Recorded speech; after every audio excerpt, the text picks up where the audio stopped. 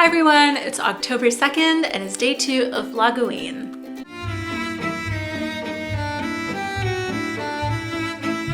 I just got home from work. It's about 6 p.m. right now. Today flew by so fast. So fast. I feel like I woke up like 30 minutes ago and now I'm home. And that's good. I had a lot of fun today. Sorry, I'm trying to open my cookies with one hand. Can I do it? Can I do it? They turned out good. Oh my god, why can't I open this? Okay, give me a second.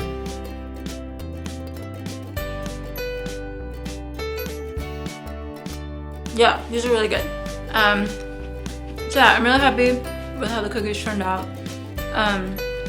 Today just flew by. Let me finish chewing. Today flew by, even though it's technically a short day. We have a shortened schedule on Wednesdays, but I had an ASB meeting in the morning, and then after school from 2:30 to 5, I advised the K-pop dancing club at my school. The story for this is actually like kind of cute, but I'm gonna finish this cookie and then I will tell you what the story is.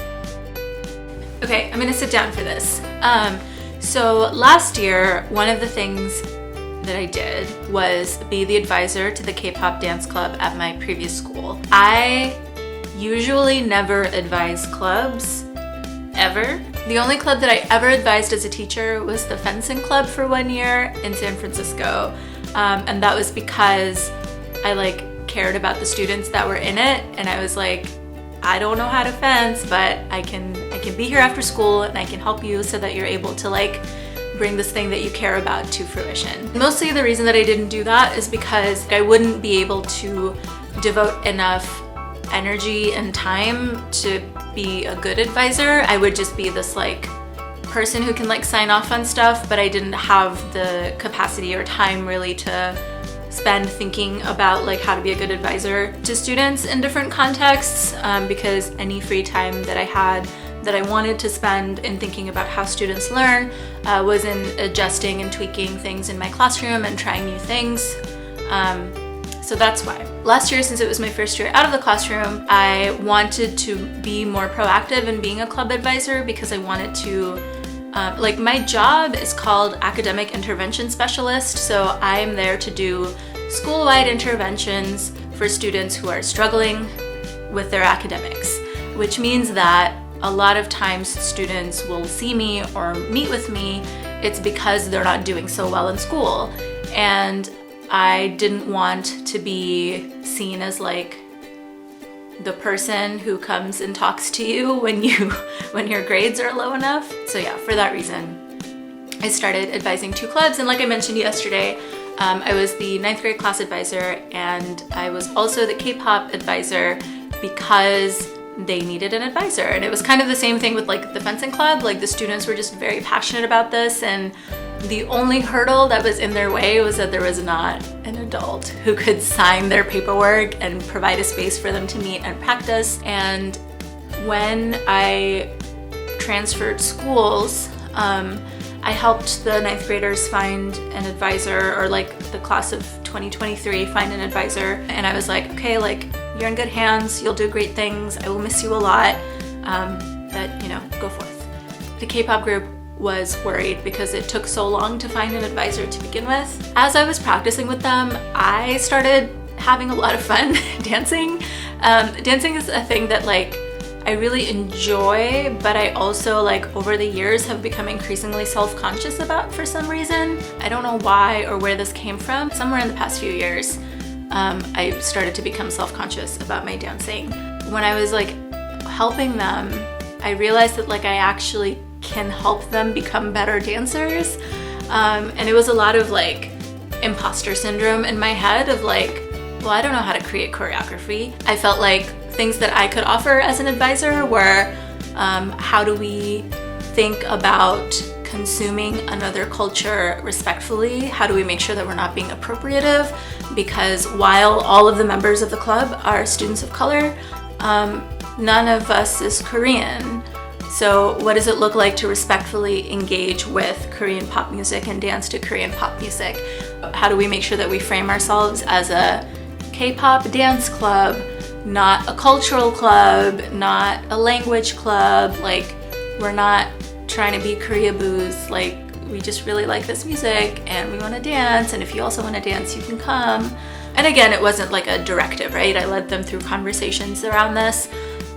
We talked about what it might look like and how would we respond if students are saying things or doing things that are appropriative. The structure of the group, we decided we didn't want it to be a traditional like hierarchical system. Like, we don't have a club president, treasurer, or secretary, because the needs of the group don't fit that. We just have leaders. One of the leaders leads us through a community circle. Another leader leads us through choreography for the day. I lead us through warm-ups, which is fun for me. And I think my favorite part of the warm-ups that I do is like practicing keeping a beat, where we like isolate one like 8 count of moves. And then I play different songs and they have to do the same 8 count to the beat of different songs. And then I learn the choreography along with them. So it's really fun. Our group is growing already. I think like 20 people showed up today, which was incredible, because remember, this started with just like 4 people who really wanted to start a club, and then one of them moved and is going to school in Renton now. So 20 people came today, and a majority of them were from the school where I teach now. The guests were perceived as guests of the space. Yeah, it was really cool. It was really fun. We're currently learning snapping by Changha. They like did a little fundraiser already, so we have like $30 in our club account, which is cool. We spent it on Capri Sun for the group today. That was a big chunk of my day today, and I actually still kind of need to practice the choreography a little bit more, just so that when I sleep it'll like sink into my muscle memory. I still feel like I look kind of goofy when I dance, but it's also okay because I'm not like a professional. No one's paying me money to do this. This is just a human thing that I enjoy doing. I'm really grateful to have the opportunity to like rediscover this thing that I've enjoyed for a vast majority of my life, but for some reason over the past few years started to feel self-conscious about, and then now I just shake it out and like I dance now. I dance to K-pop. I know K-pop songs now. I wanted to show you just a few clips of like what practice is like. We have kind of a cramped space right now because there's stuff on the stage that needs to be moved because someone had a play in the spring, but there's like props and stuff still there, so I don't know if there's a closet that they need to go to or not. I'll figure all that stuff out. It's not urgent. We had a space. And then I am gonna practice snapping a little more.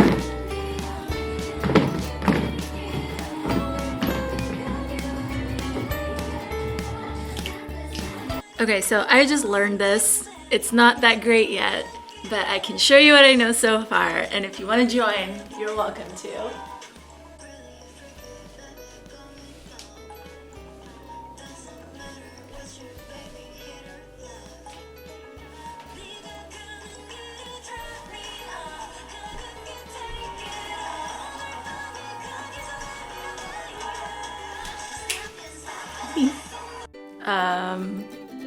Okay, yeah, I did that. I just showed you. I feel the need to tell you like, it's a draft. But you know, whatever.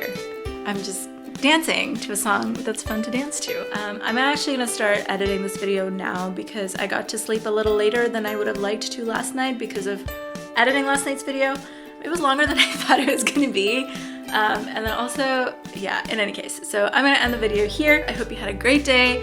I had a wonderful day, and I will see you tomorrow. Bye.